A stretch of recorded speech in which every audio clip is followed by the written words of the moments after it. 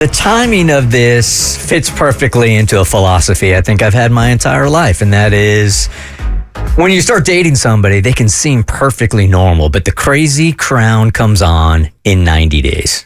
3 months, people can act like a normal person, which is bizarre to me. Like, if you know what a normal person looks like and you can act like it for 90 days, why can't you just be a normal person?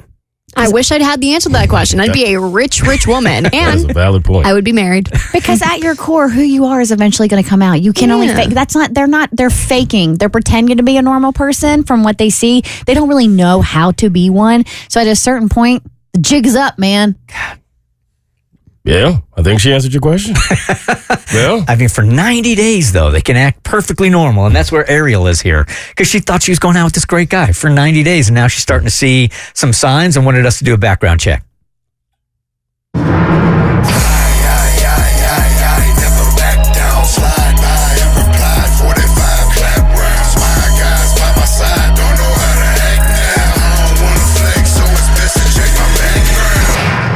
Hey, Ariel. Hey, good morning. Good morning. Okay, so the crazy crown has started to come off or on. Yep. What's going on? Yeah, I've been dating this guy, Chris, for about 3 months now. And, you know, we met at a rooftop party through mutual friends, and everything really seemed perfect. And, you know, he's cute, funny, attentive, seems to be financially stable. He's great with my dog. Like, everything was lining up. But this last month, things are just feeling kind of off. Ariel, if the dog approves, then you should approve. That's just how it works. We should be doing the background check on you, maybe. On the dog. Well, he's been really vague about what kind of work he does. Like, he says he's a consultant, which could mean anything. And he doesn't talk about like what field it is, or it's very vague. It's very strange. Like, when I try to ask about it, he's just doesn't volunteer anything. That's like saying you're an entrepreneur, but never what you're entrepreneuring in. To be fair, I don't even know if consultants know what they really do.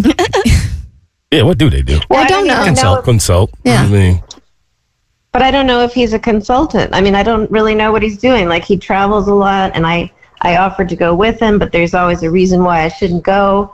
And that makes me suspicious. And, you know, he hasn't introduced me to any of his friends or family in these 3 months. Just seems weird.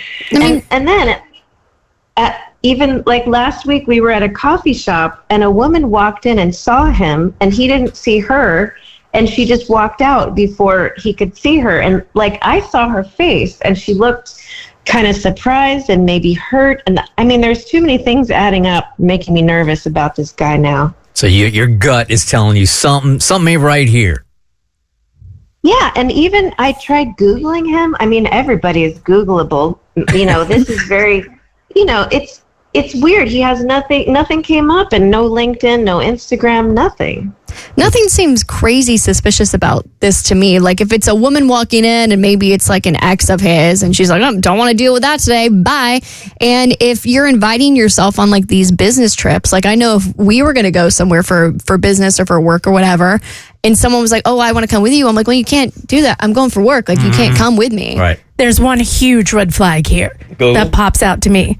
No, lack of LinkedIn. You're a consultant, and consultants are usually, unless you work for a consulting company, they're freelance. My husband's a fundraising consultant.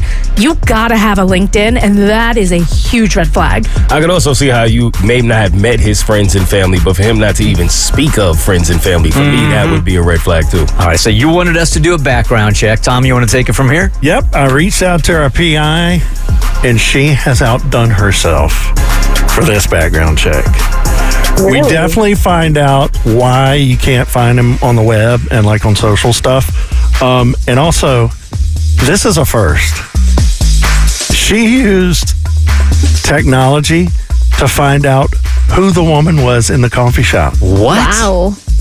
Yes. It is my amazing. God. Okay, we'll tell you all about it. Hang out for just a couple of seconds. The Bert Show background check. So there are so many red flags starting to pop up in her relationship that she wanted us to do a background check for her. She's been going out with this guy now for about 90 days, and everything seemed fine. Seemed like a nice enough guy, but there were some red flags. Yeah, there was some weird stuff that she mentioned. Like she was at like a coffee shop with him at one point, and a woman walks in, and he didn't see this woman, but the woman saw him, and she was kind of like, ugh, and then immediately walked out. She says, despite the fact that her dog is a big fan of him, he doesn't really talk a lot about his social life. He doesn't talk about his friends or his family, and she just kind of has this weird gut feeling that maybe there's something a little bit off with this dude that she hasn't found out yet. All right, Ariel. So it's getting to be at a time where you're like, things aren't making any sense here. And if I'm going to go on with this guy, then I need to know. So you wanted us to do a background check for you, correct? Yes, that's right. Okay. All right, Tommy, our show director will take it from here. This is his connection. I've been so excited about this ever since I got the results back from our PI. That does the research. Sorry. Okay. So first, you notice that he wasn't on the web. He doesn't have a whole lot of social. And Cassie mentioned that here. This is a major one here. He says he's a consultant, but dude has no LinkedIn? Come on now. We'll get to that. First, why we can't find him online. And this is a problem I've experienced in my life. His real name is Michael Christopher Latham. He goes by Chris. What? His middle name. Oh. He's been going by his middle name, shortened version of his last name, just Lane. He's been going by Lane. So that's Weird. why. He's going by Chris Lane? Yes. That's a country singer. Is it?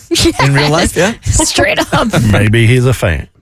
But that's why it's been making it hard to find. But that whole middle name thing, I've been dealing with that my whole life. You can't even find Tommy keychains at the Buc-ee's.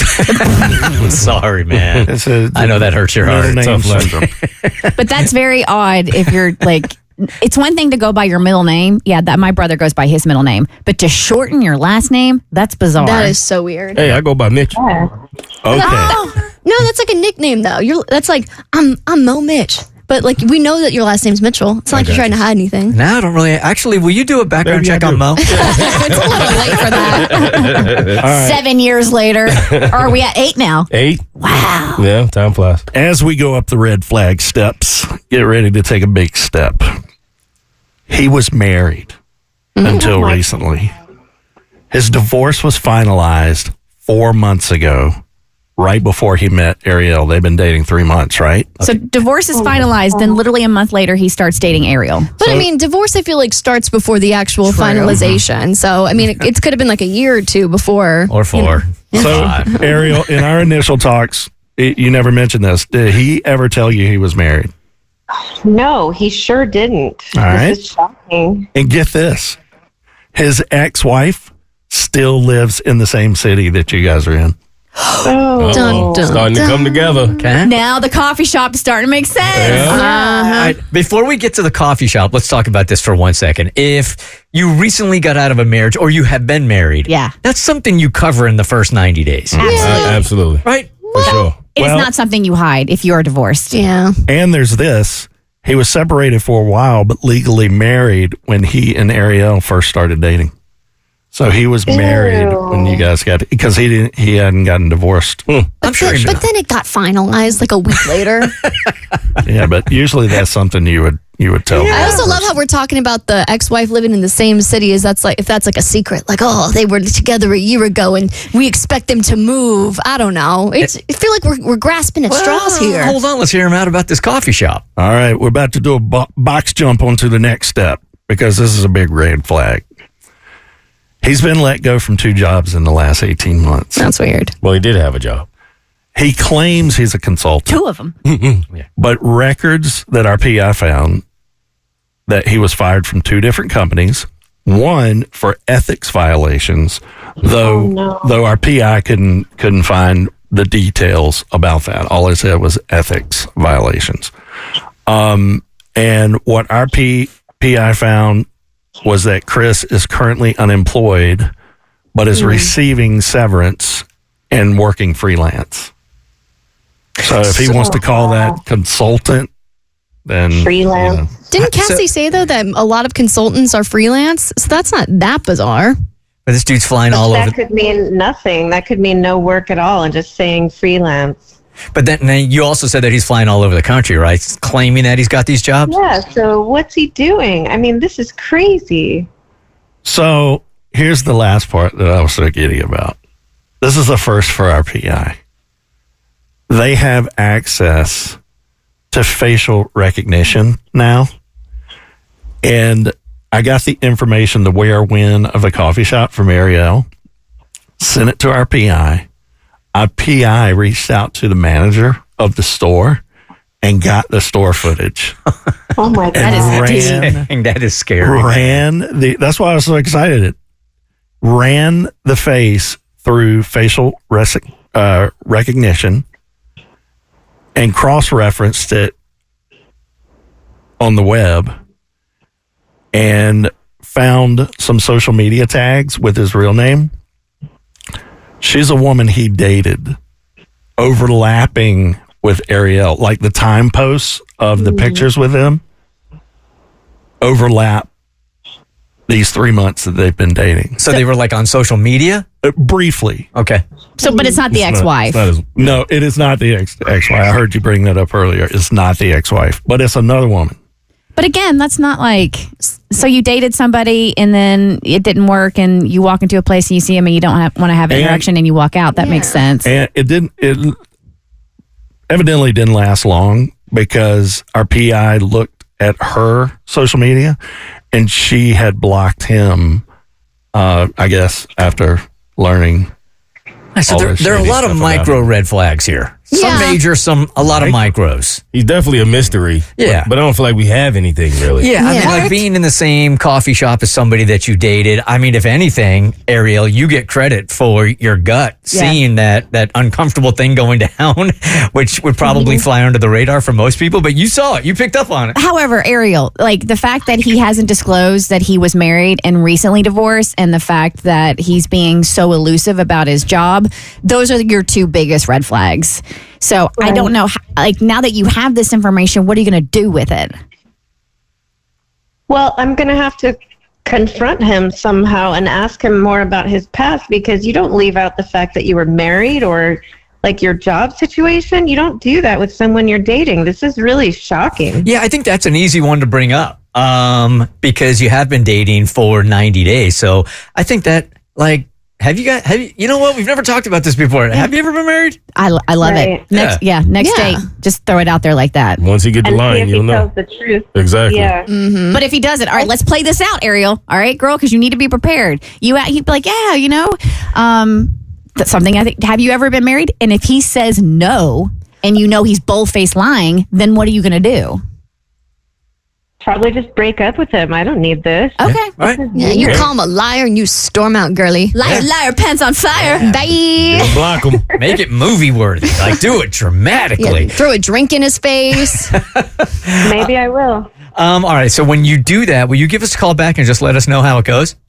Absolutely. Thank you for your help. You're welcome. I mean, this PI went above and beyond. I'm surprised a manager at like a Starbucks or a coffee shop could even give you the security footage on that. Evidently, our PI sweet talked the manager and got it. All right. Let us know how it goes after you bring it up to him, okay? Okay. All right. Thank you. Good luck. The Bert Show.